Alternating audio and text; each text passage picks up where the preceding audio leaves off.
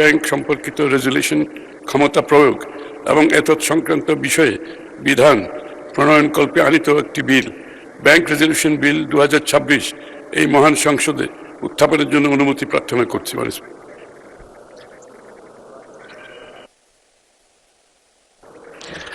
মাননীয় সদস্যবৃন্দ, এই বিলে আপত্তি আছে? আপত্তি দিয়েছেন মোহাম্মদ সাইফুল আলম, ঢাকা 12। বক্তব্য রাখুন। মাননীয় স্পিকার, আপনাকে অনেক অনেক ধন্যবাদ। ব্যাংক রেজুলেশন অধ্যাদেশ 2025 সংরক্ষণের পক্ষে আমি কথা বলতে চাচ্ছি। মাননীয় সদস্য, আপনার সময় 10 মিনিট। একটু বাড়াই দিলে খুশি হব। 10 মিনিট ইজ এনাফ টাইম।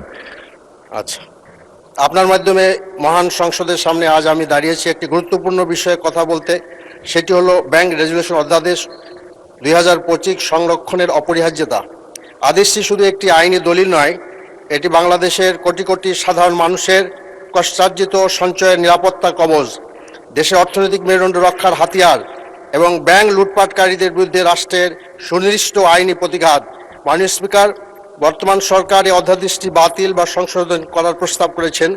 আমি বিরোধী দলের পক্ষ থেকে অত্যন্ত দৃঢ়তার সাথে বলতে চাই, এই প্রস্তাব দেশের স্বার্থবিরোধী, জনগণের বিরুদ্ধে এবং আর্থিক খাতের জন্য অত্যন্ত ক্ষতিকারক। তাই বাংলাদেশ ব্যাংকিং খাতে আজ গভীর সংকটে। শত শত কোটি টাকা ঋণ খেলাপ, মূলধন ঘাটতি, তারল্য সংকট, দীর্ঘ দিনের দুর্নীতির ফলে কিছু সংখ্যক ব্যাংক আজ অস্তিত্ব সংকটে। এই পরিস্থিতিতে অধ্যাদেশ বাতিল করা হলে তা হবে মানুষের জন্য মানুষের চিকিৎসার বন্ধ করার শামিল। মাননীয় স্পিকার, এই অধ্যাদেশ সবচেয়ে গুরুত্বপূর্ণ দিক হলো সাধারণ আমানতকারীদের সুরক্ষা। দেশের কোটি কোটি মানুষের তাদের জীবনের সঞ্চয় ব্যাংকে রাখেন। যখন কোনো ব্যাংক সংকটে পড়ে তখন সবার আগে ক্ষতিগ্রস্ত হন এই সাধারণ মানুষই। অধ্যাদেশটি স্পষ্টভাবে নিশ্চিত করেছে যে রেজুলেশন প্রক্রিয়ায় সুরক্ষিত আমানত সর্বোচ্চ অগ্রাধিকার পাবে, আমানতকারীরা কখনো ক্ষতিগ্রস্ত হবে না। কাজে এই অধ্যাদেশ বাতিল করা মানে কোটি মানুষের সুরক্ষাকে ধ্বংস করা। মাননীয় স্পিকার, অতীতের সংকটগ্রস্ত ব্যাংকগুলো বাঁচাতে রাষ্ট্রীয় কোষাগার থেকে বিপুল পরিমাণ অর্থ ব্যয় হয়েছে, যা মূলত সাধারণ করদাতার অর্থ। এই অধ্যাদেশ এমন একটি কাঠামো নির্মাণ করেছে যেখানে প্রথমে বেসরকারি উৎস থেকে সংকট নিরসনের চেষ্টা হবে এবং শুধুমাত্র সর্বশেষ উপায় হিসাবে সরকারি সহায়তার বিধান রয়েছে। এটি বাতিল হলে আবার করদাতাদের অর্থ অপচয়ের মুখে পড়বে। ব্যাংকিং সেবার ধারাবাহিকতা নিশ্চিত করা। একটি ব্যাংক সংকটে পড়লে তার আমানতকারীরা এবং ব্যবসায়ীরা তাৎক্ষণিক ক্ষতির শিকার হন। লক্ষ লক্ষ গ্রাহকদের লেনদেন বন্ধ হয়ে যায়, ব্যবসা ক্ষতিগ্রস্ত হয়। এই অধ্যাদেশ সুনির্দিষ্টভাবে নিশ্চিত করে যে রেজুলেশন প্রক্রিয়া চলাকালে ব্যাংকের গুরুত্বপূর্ণ কার্যক্রম অব্যাহত থাকবে, গ্রাহকরা তাদের সেবা পাবেন। এটি অর্থনৈতিক বিপর্যয় ও প্রতিরোধের মূল রক্ষা কবচ। আর্থিক খাতে জনগণের সেবা পুনরুদ্ধার। বাংলাদেশের ব্যাংকিং খাতে জনগণের আস্থা আজ তলানিতে, কারণ বারবার ব্যাংক কেলেঙ্কারি, লুটপাট ও সংকটে পড়েও কার্যকর কোনো আইনি ব্যবস্থা ছিল না। এই অধ্যাদেশ স্বচ্ছ, পূর্ব ঘোষিত, আইনসম্মত রেজুলেশন প্রক্রিয়া তৈরি করে সেই আস্থা পুনরুদ্ধারের পথ প্রশস্ত করে। এটি বাতিল করলে সেই বিশ্বাসের সামান্য যা অবশিষ্ট ছিল, মাননীয় স্পিকার, তাও ধ্বংস হয়ে যাবে। মাননীয় স্পিকার, এতদিন বাংলাদেশের ব্যাংক সংকট মোকাবিলার কোনো সুনির্দিষ্ট আইনি কাঠামো ছিল না। ব্যাংক ডুবতে থাকতো এবং কেন্দ্রীয় ব্যাংক হাত পা বেঁধে বসে থাকতো। এই অধ্যাদেশ বাংলাদেশ ব্যাংকে সুস্পষ্ট আইনি ক্ষমতা দিয়েছে। সংকটগ্রস্ত ব্যাংকে ক্ষতিগ্রস্ত করায় এই ক্ষমতা বাতিল করা মানে কেন্দ্রীয় ব্যাংকে আবার নিয়ন্ত্রণে নিয়ে আসা। যখন কোনো ব্যাংকের পরিচালনা পর্ষদ ব্যর্থ হয়, দুর্নীতি অব্যবস্থাপনায় ব্যাংক ডুবানো হয়, তখন দ্রুত একজন যোগ্য শাসক নিয়োগ দিয়ে ব্যাংকে রক্ষা করার ব্যবস্থায় অধ্যাদেশ রয়েছে। প্রশাসকের স্পষ্ট দায়িত্ব এবং ক্ষমতা, জবাবদিহিতার বিধান নিশ্চিত করা হয়েছে। পুরো পৃথিবীতে এই পদ্ধতি সফলভাবে ব্যবহৃত হয়েছে। মাননীয় স্পিকার, ব্রিজ ব্যাংকগুলো সংকটগ্রস্ত ব্যাংকের ভালো সম্পদ, গুরুত্বপূর্ণ সেবা রক্ষা করে একটি নতুন ব্যাংকে হস্তান্তরের বিশ্বমানের কৌশল। এতে সংকটে পড়া ব্যাংকের ভালো অংশটুকু টিকিয়ে রাখা যায়, গ্রাহকরা সেবা পেতে থাকেন এবং ব্যাংক ব্যবস্থার বিপর্যয় এড়ানো যায়। এই অধ্যাদেশ এই ক্ষমতা বাংলাদেশ ব্যাংকে দিয়েছে, যা আগে কখনো ছিল না। একটি দুর্বল ব্যাংক থেকে তার সুস্থ সম্পদ একটি শক্তিশালী ব্যাংকে হস্তান্তরের মাধ্যমে আমানতকারীদের রক্ষা করা এবং গ্রহীতাদের সেবা নিশ্চিত করা আধুনিক ব্যাংকিং ব্যবস্থার অন্যতম মূলনীতি। এই অধ্যাদেশ সুস্পষ্ট আইনি কাঠামোতে এই ক্ষমতা নিশ্চিত করেছে এবং কে কত পাবেন তার অগ্রাধিকার ক্রম নির্ধারণ করেছে। মাননীয় স্পিকার, এতদিন ব্যাংক ডুবলে সাধারণ করদাতা এবং আমানতকারীরা ক্ষতি বহন করতেন, অথচ ব্যাংকের মালিক ও উচ্চ পর্যায়ের মালিকের বিনিয়োগকারীরা সুরক্ষা থাকতেন। এই অধ্যাদেশ বলে আগে শেয়ার হোল্ডারদের ক্ষতি বহন করবেন, তারপর অন্যান্য পাওনাদাররা, সাধারণ আমানতকারীরা সবার শেষে সবচেয়ে বেশি সুরক্ষিত থাকবেন। এটি ন্যায় বিচারের নীতি। মাননীয় স্পিকার, বাংলাদেশ ব্যাংকিং খাতের সংকটের মূল কারণ হল একটি ক্ষুদ্র গোষ্ঠীর দ্বারা বিপুল পরিমাণ অর্থের প্রতারণামূলক আত্মসাৎ ও লুণ্ঠন। এই অধ্যাদেশ দ্বারা ৭৭ থেকে ৮২ পর্যন্ত সুনির্দিষ্টভাবে বলা হয়েছে যে যারা প্রতারণামূলকভাবে ব্যাংকের সম্পদ ব্যবহার করবেন তাদের দায়ী ব্যক্তিদের চিহ্নিত করা হবে, তাদের বিরুদ্ধে ব্যবস্থা নেওয়া হবে, সম্পদ ফেরত দিতে বাধ্য করা হবে।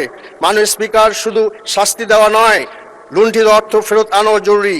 অধ্যাদেশ বাংলাদেশ ব্যাংকের সুনির্দিষ্ট ক্ষমতা দিয়ে সেই অর্থ উদ্ধারের জন্য আইনি পদক্ষেপ নিতে এবং আদালতের মাধ্যমে সম্পদ ক্রয়, জরিমানা আদায়, জরিমানা আরোপ এবং অপরাধী ব্যক্তির বিরুদ্ধে ফৌজদারি কার্যক্রম শুরু করার বিধান রয়েছে।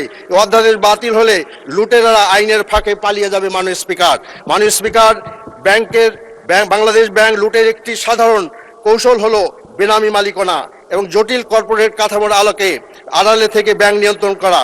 এই অধ্যাদেশ সুস্পষ্টভাবে চূড়ান্ত সুফলভোগী মালিক অর্থাৎ আলটিমেট বেনিফিশিয়াল ওনারের সংজ্ঞা নির্ধারণ করে তাদের জবাবদিহিতার আওতায় আনার বিধান রয়েছে। এটি স্বচ্ছতা জবাবদিহিতার বৈপ্লবিক পদক্ষেপ। ছায়া পরিচালকদের জবাবদিহিতা। মাননীয় স্পিকার, বহু ব্যাংক প্রকৃত ক্ষমতাশীলরা পর্ষদে নাম না রেখে পর্দার আড়াল থেকে নির্দেশ দেন এবং ব্যাংক লুট করেন। এই অধ্যাদেশ ছায়া পরিচালকের দ্বারা আইনগতভাবে স্বীকৃতি দিয়ে করে তাদেরও জবাবদিহিতার আওতায় আনার বিধান তৈরি করেছে। এটি একটি যুগান্তকারী পদক্ষেপ যা বাতিল হইলে এই মুহূর্তে কৌশলকারী আবার সুরক্ষা পাবে। মাননীয় স্পিকার, যান ইসলামী ব্যাংক সহ বহু ব্যাংকে সালমের নামে বেনামি মালিকানার মাধ্যমে ব্যাংকগুলোকে ধ্বংস করেছে। মাননীয় স্পিকার, সংকটের আগে একটি জরুরি ব্যবস্থার সঠিক সিদ্ধান্ত নিতে পূর্ব প্রস্তুতি অনিবার্য। এই আদেশ বড় ব্যাংকগুলোকে আগে থেকেই রেজুলেশন পরিকল্পনা তৈরি করতে বাধ্য করেছে, যাতে সংকট এলে দ্রুত এবং সঠিক ব্যবস্থা নেওয়া যায়। এই পূর্ব প্রস্তুতি বিধান ছাড়া সংকট আসলে তখন হাতের কাছে কিছু থাকবে না। মাননীয় স্পিকার, একটি ব্যাংক দুর্বল হতে শুরু করলে প্রথম পর্যায়ে পদক্ষেপ নেওয়া গেলেই সংকট সবচেয়ে কম ক্ষতিতে সমাধান করা যায়। এই অধ্যাদেশে প্রম্পট কারেক্টিভ অ্যাকশন ফ্রেমওয়ার্কের মাধ্যমে নির্ধারিত করেছে যে কোন কোন সূচক দুর্বল হলে কোন ধরনের পদক্ষেপ নেওয়া হবে। এটি একটি অটোমেটিক আর্লি ওয়ার্নিং সিস্টেম যা সারা রেজুলেশন অন্ধকারের তীরে ছড়ার মতো। মাননীয় স্পিকার, সংকট মোকাবিলায় তাৎক্ষণিক আর্থিক সম্পদ থাকা জরুরি। এই অধ্যাদেশে আর্থিক স্থিতিশীলতা রেজুলেশন তহবিল গঠনের বিধান করেছে, যেখানে ব্যাংকগুলো চাঁদা দেবে, সরকার নয়। এই তহবিল থেকে প্রয়োজনে সংকটগ্রস্ত ব্যাংকে ঋণ দেওয়া হবে, গ্রান্টি প্রদান, সম্পদ ক্রয় করা যাবে। এটি একটি নিশ্চিত সেলফ ইন্স্যুরেন্স ব্যবস্থা। মাননীয় স্পিকার, ব্যাংকিং খাতের সংকট এককভাবে মোকাবিলা করা সম্ভব নয়। এতে প্রয়োজন বাংলাদেশ ব্যাংক, অর্থ মন্ত্রণালয়, আমানত বীমা সংস্থা, বিএসইসি এবং অন্যান্য নিয়ন্ত্রণ সংস্থার সমন্বিত প্রচেষ্টা। এই অধ্যাদেশ একটি আন্তঃপ্রাতিষ্ঠানিক সংস্থা সংগঠন করেছে যা সমন্বয় নিশ্চিত করবে। এটি ছাড়া একটি হাত জানবে না অন্য হাত কি করছে। মাননীয় স্পিকার, আর এই অধ্যাদেশ বাংলাদেশ ব্যাংককে নিয়মিতভাবে মূল্যায়ন করতে বলেছে এবং কোন কারণ ব্যাংকের রেজুলেশন বাধা সৃষ্টি হতে পারে এবং সেই বাধাগুলো আগেভাগে দূর করতে বলেছে। এই প্রতিরোধমূলক পদ্ধতি অনেক সংকট শুরু হওয়ার আগেই প্রতিহত করতে হবে। মাননীয় স্পিকার, আমাকে একটু 5 মিনিট সময় বাড়াতে বলছি, জিনিসটা খুব গুরুত্বপূর্ণ। মাননীয় সদস্য, প্রত্যেক আপত্তিকারী সদস্যকে আমি 10 মিনিট করে দিয়েছি, সবাইকে 2 মিনিটে শেষ করেন, 2 মিনিটে কনক্লুড করেন। বাধা চিহ্নিত করে আগেভাগে সমাধান, মানে বাধাগুলো চিহ্নিত করে মূল্যায়ন করে আগেভাগে সমাধানের ব্যবস্থা করা উচিত। এটা এখানে আছে, এটা যদি যাতে করে সংকট প্রতিহত করা যায়। আমি তো হেডিংগুলো পড়ছি। মাননীয় স্পিকার, এরপর আইনগত ন্যায্যতা মূলনীতি। মাননীয় স্পিকার, এই অধ্যাদেশ অত্যন্ত গুরুত্বপূর্ণ নীতি নিশ্চিত করেছে। রেজুলেশন প্রক্রিয়ায় কোন পাওনাদার বা আমানতকারী যদি স্বাভাবিক অবসান যত পেতেন তার চেয়ে কম পান, তাহলে সরকারি তহবিল থেকে ক্ষতিপূরণ দেওয়া হয়, এটি নিশ্চিত করা হয়েছে। মাননীয় স্পিকার, এরপরে হলো যে সাময়িক স্থগিতাদেশ সংকট নিরসন। সংকটের সময় দাবির স্রোত বন্ধ না করলে ব্যাংক বাঁচানো সম্ভব নয়, কাজে এমন ব্যবস্থা থাকা দরকার, কাজে আস্তে আস্তে যাতে আমানতকারীকে দেওয়া যায়, তাহলে সমস্যা দেখা দিবে। মাননীয় স্পিকার, বিচারিক তত্ত্বাবধান ও আইনের শাসন নিশ্চিত করা। পদ্ধতিগত ঝুঁকি প্রতিরোধ একটি ব্যাংকের সংকট ছাড়ানোর থেকে রক্ষা করে। বিদেশি বিনিয়োগ আকর্ষণে আইনি কাঠামো তৈরি করা, কারণ এরকম অবস্থা হলে বিদেশের বিনিয়োগকারীরা আমাদের এখানে আসবে না, যেটা ইসলামী ব্যাংকের ক্ষেত্রে হয়েছে। মাননীয় স্পিকার, আন্তর্জাতিক মানদণ্ড অনুসরণ করা। এরপরে যেটা বলে সরকারের বাতিলের যুক্তি খণ্ডন, অসামঞ্জস্যতাপূর্ণ যুক্তি খণ্ডন। মাননীয় স্পিকার, আরও পরামর্শ দরকার, এই যুক্তি অগ্রাহ্য গ্রহণযোগ্য নয়। রাষ্ট্রপতি আদেশ বাতিল সাংগঠনিক প্রশ্ন এবং আন্তঃসীমা রেজুলেশন, বৈশ্বিক ব্যাংকিং সংকট মোকাবিলা, ব্যাংকিং খাতে দীর্ঘমেয়াদী সংস্কার ভবিষ্যতের জন্য ভিত্তি। তো মাননীয় স্পিকার, আমি তো মোটামুটি বললাম, তো আমি ইনশাল্লাহ এটা আপনার মাধ্যমে জমা দেবো। আমি মনে করি যে এই গুরুত্বপূর্ণ বিষয়টা জনমতে যাচাইয়ের জন্য পেশ করা হোক, যে দেশের মানুষ এবং আমানতকারীরা। ধন্যবাদ মাননীয় সদস্য। মাননীয় অর্থমন্ত্রী এ বিষয়ে একটি সংক্ষিপ্ত বিবৃতি প্রদান করতে পারেন। মাননীয় স্পিকার, আপনাকে ধন্যবাদ। সংসদ সদস্যকেও ধন্যবাদ। একটা কথা পরিষ্কারভাবে বলা দরকার, সেটা হচ্ছে বিএনপির আর্থিক খাতে যে ভাবনা এবং নীতিমালা, সেটা খুবই পরিষ্কার। আর্থিক খাতে শৃঙ্খলা, স্থিতিশীলতা, গুড গভর্নেন্স, এই তিনটা হচ্ছে বিএনপির আর্থিক খাত পরিচালনার ক্ষেত্রে আমাদের সুপ্রতিষ্ঠিত দলীয় নীতি। যে জন্য আপনি লক্ষ্য করবেন বিগত দিনে বিএনপি যতবারই সরকারি ছিল, আর্থিক খাতে শৃঙ্খলা সবসময় ছিল, স্থিতিশীলতা ছিল, গুড গভর্নেন্স ছিল, কোনো ধরনের সমস্যা হয় নাই। বিগত দিনে যে কথাগুলি মাননীয় সংসদ সদস্য বলেছেন, ওনার সাথে আমি একমত, এই ঘটনাগুলো ঘটেছে। সুতরাং আমরা আমাদের যে ভাবনা, চিন্তায়, দর্শনের পরিপ্রেক্ষিতে আপনাকে নিশ্চিতভাবে বলতে চাই, আমাদের সেই প্রিন্সিপাল থেকে আমরা একটুটুকু সরব না। তবে আপনি যে বিষয়গুলো তুলেছেন তার কিছু কিছু, যে এটার এই সংশোধিত আকারে যেভাবে আসছে, কেন করা হয়েছে, এটা আমি একটু তুলে ধরছি। এটা হচ্ছে একটি অল্টারনেটিভ রেজলিউশন অপশন, এটা একটা নতুন উইন্ডো করা হয়েছে। মূল বিধানগুলোতে কোনো পরিবর্তন নাই। This is the new window open to create more opportunity. আচ্ছা, ইতিপূর্বে প্রণীত অধ্যাদেশে বিকল্প সমাধানের পদ্ধতি ছিল না, একটাই ছিল। এতে 18 কম একটি নতুন ধারা সংযোজন করা হয়েছে। ফলে ব্যাংকসমূহের দুরবস্থা থেকে পুনরুদ্ধারের জন্য শুধুমাত্র রেজলিউশন পদ্ধতি হিসেবে লিকুইডেশন, ব্রিজ ব্যাংকের নিকট হস্তান্তর, তৃতীয় পক্ষের নিকট হস্তান্তর ইত্যাদি অপশনের উপর নির্ভর না করে রেজলিউশন কার্যক্রমের অব্যবহিত পূর্বের শেয়ার ধারকগণ বা উপযুক্ত বিনিয়োগকারীদের মাধ্যমে সম্পদ দায় পুনর্ধারণ ও ধারণের সুযোগ সৃষ্টি হয়েছে। এখানে কিন্তু অপশন ইজ ওপেন, এখানে যে আগের যারা শেয়ার হলো তাদের জন্য না, it is open for everybody. এবং এটা কেন করা হয়েছে আমি একটু বিস্তারিত একটু বললে আপনার বুঝতে সুবিধা হবে। সরকারের আর্থিক দায় কমানো। আপনারা জানেন ইতিমধ্যে সরকার কিন্তু এখানে 80,000 কোটি টাকা বিনিয়োগ করেছে, আরও প্রায় 1 লক্ষ কোটি টাকার প্রয়োজন হবে। এটা একটা সাধারণ সময়ে, নর্মাল টাইমে কোনো সরকারের পক্ষে এত বড় একটা অ্যামাউন্ট বহন করা সম্ভব নয়। তার উপর তো বর্তমান অর্থনৈতিক প্রেক্ষাপট, আন্তর্জাতিক যুদ্ধ ইত্যাদি দিয়ে যে বিষয় সামনে চলে আসছে, আরও 1 লক্ষ কোটি টাকার মাধ্যমে এটাকে এগিয়ে নিয়ে যাওয়া সম্ভব না। এজন্য আবেদনকারীদের দ্বারা মূলধন পুনঃস্থাপন, দায় পরিশোধ এবং পূর্বে প্রাপ্ত সহায়তা ফেরত প্রদানের বাধ্যবাধকতা থাকায় সরকার বা আমানত সুরক্ষা তহবিলের উপর আর্থিক চাপ হ্রাস পাবে। আমানতকারীদের আস্থা বৃদ্ধি, ব্যাংকের সম্পদ দায় পুনর্গঠন এবং দ্রুত কার্যক্রম চালুর মাধ্যমে আমানতকারীদের অর্থ ফেরত পাওয়ার সম্ভাবনার সৃষ্টি হবে। ফলে সার্বিকভাবে ব্যাংকিং খাতে আস্থা পুনঃপ্রতিষ্ঠায় সহায়ক হবে। নির্দোষ সাধারণ শেয়ার হোল্ডারদের সুরক্ষা। ব্যাংকের অব্যবস্থাপনা ও দুর্বলতার জন্য সকল শেয়ার হোল্ডার দায়ী নন। বিশেষত ক্ষুদ্র ও সাধারণ বিনিয়োগকারীরা ব্যবস্থাপনায় সরাসরি সম্পৃক্ত থাকেন না। এই প্রেক্ষিতে মালিকানা পুনর্বহালের সুযোগ প্রদান করলে নির্দোষ সাধারণ শেয়ার হোল্ডারদের আর্থিক স্বার্থ পুনরুদ্ধারের সুযোগ সৃষ্টি হবে, যা ন্যায্যতা, ইকুইটি ও বিনিয়োগ সুরক্ষার দৃষ্টিকোণ থেকে গুরুত্বপূর্ণ। বিনিয়োগকারীদের আস্থা বৃদ্ধি, শেয়ার হোল্ডারদের পুনরুদ্ধারের নীতি সুযোগ সৃষ্টি তৈরি হলে এটি পুঁজিবাজারে বিনিয়োগকারীদের আস্থা বৃদ্ধি করতে সহায়ক হবে এবং ভবিষ্যতে ব্যাংকিং খাতে বিনিয়োগে উৎসাহ যোগাবে।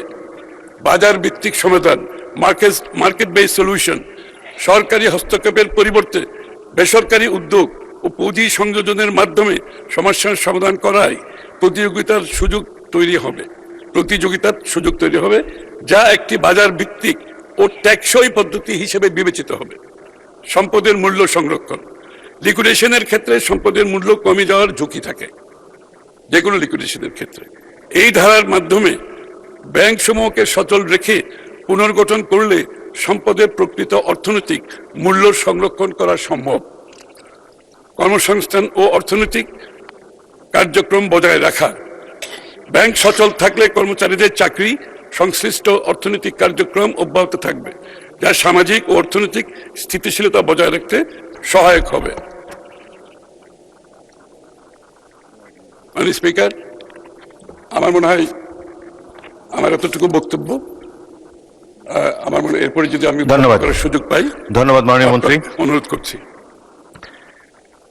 সংসদের সামনে প্রশ্ন হচ্ছে, ব্যাংক রেজলিউশন বিল 2026 উত্থাপনের অনুমতি প্রদান করা হোক। যারা এই প্রস্তাবের পক্ষে আছেন তারা হ্যাঁ বলুন, যারা এই প্রস্তাবের বিপক্ষে আছেন তারা না বলুন। আমার মনে হয় হ্যাঁ জয়যুক্ত হয়েছে, হ্যাঁ জয়যুক্ত হয়েছে, হ্যাঁ জয়যুক্ত হয়েছে। অতএব বিলটি উত্থাপনের অনুমতি দেওয়া হলো। মাননীয় মন্ত্রী, আপনি বিলটি উত্থাপন করুন।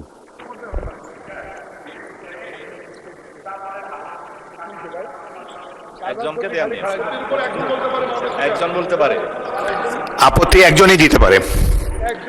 এই দয়া করে বসুন। একজন আপত্তিকারী দিতে পারে, তার 12 মিনিট বক্তব্য শুনেছে, এখন আইন প্রণয়নে যাচ্ছে। মাননীয় মন্ত্রী, উত্থাপন করুন। 2 মিনিটের জায়গায় 20 মিনিট দিছে তো। মাননীয় স্পিকার, আপনাকে ধন্যবাদ। আমি আমির খসরু মাহমুদ চৌধুরী, অর্থমন্ত্রী, তফসিলি ব্যাংক সম্পর্কিত রেজুলেশন ক্ষমতা প্রয়োগ ও এতৎ সংক্রান্ত বিষয়ে বিধান প্রণয়নকল্পে আনিত একটি বিল, ব্যাংক রেজুলেশন বিল 2026 এই মহান সংসদে উত্থাপনের জন্য অনুমতি প্রার্থনা করছি। ধন্যবাদ মাননীয় স্পিকার। মাননীয় মন্ত্রী, আপনি বিলটি উত্থাপন করুন। ধন্যবাদ মাননীয় স্পিকার। আমি আমির খসরু মাহমুদ চৌধুরী, অর্থমন্ত্রী, তফসিলি ব্যাংক সম্পর্কিত রেজুলেশন ক্ষমতা প্রয়োগ এবং এতৎ সংক্রান্ত বিষয়ে বিধান প্রণয়নকল্পে আনিত একটি বিল, ব্যাংক রেজুলেশন বিল 2026 এই মহান সংসদে উত্থাপন করছি। আপনাকে ধন্যবাদ মাননীয় স্পিকার। ব্যাংক রেজলিউশন বিল 2026 সংসদে উত্থাপিত হলো। আমি এখন অর্থমন্ত্রী আমির খসরু মাহমুদ চৌধুরীকে সংসদে উত্থাপিত আকারে ব্যাংক রেজলিউশন বিল 2026 অবিলম্বে বিবেচনার প্রস্তাব উত্থাপনের আহ্বান জানাচ্ছি। ধন্যবাদ মাননীয় স্পিকার। আমি আমির খসরু মাহমুদ চৌধুরী, অর্থমন্ত্রী, প্রস্তাব করছি যে তফসিলি ব্যাংক সম্পর্কিত রেজুলেশন ক্ষমতা প্রয়োগ এবং এতৎ সংক্রান্ত বিষয়ে বিধান প্রণয়নকল্পে আনিত বিলটি, ব্যাংক রেজুলেশন বিল 2026 মহান সংসদে অবিলম্বে বিবেচনার জন্য গ্রহণ করা হোক। ধন্যবাদ মাননীয় স্পিকার। সংসদের সামনে প্রশ্ন হচ্ছে, সংসদে উত্থাপিত আকারে ব্যাংক রেজলিউশন বিল 2026 অবিলম্বে বিবেচনার জন্য গ্রহণ করা হোক।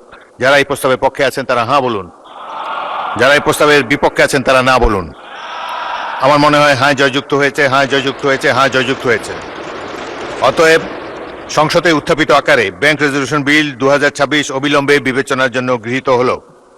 মাননীয় সদস্যবৃন্দ, বিলটির উপর দফাওয়ারি কোনো সংশোধনী নেই। আমি এখন বিলের দফাগুলো সংসদে পেশ করছি।